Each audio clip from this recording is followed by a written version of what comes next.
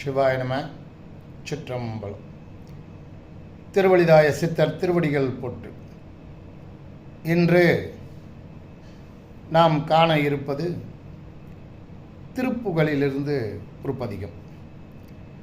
இந்த பதிகம் என்னவென்றால், உங்களுக்கு ஏற்படக்கூடிய துன்பங்கள், இந்த துன்பத்திலிருந்து நீங்கள் விடுபட வேண்டுமென்றால் இந்த முருகனின் திருப்பதிகம், திருப்புகழிலிருந்து ஒரு பதிகம்.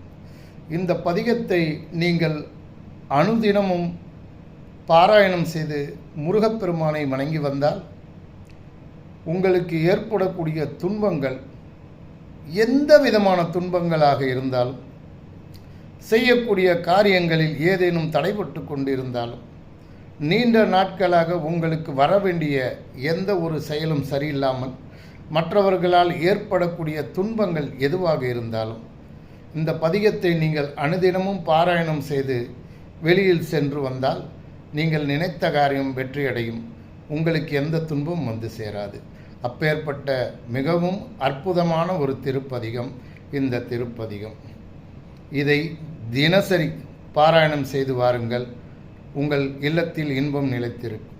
இருவினையஞ்ச மலமகை மங்க இருள் பிணி மங்க மயிலேறி இனவருள் அன்பு மொழிய கடம்ப வினதகமுன் கொடலி பாட கரிமுகன் எம்பி முருகன் என் அண்டர் கனிமலர் சிந்தி அடியேன் முன் கருணை பொழிந்து முகமும் மலர்ந்து கடிகினம் கொல்யமையின திரிபுரம் மங்க மதனுடன் மங்க திகழ் நகை கொண்டு விடையேறி சிவன் வெளி அங்கு அருள் கூடி கொண்டு திகழ நடம் செய்யமையின அரசியிடம் கொல் மலுவுடையந்தை அமலன் மகிழ்ந்த குருநாதா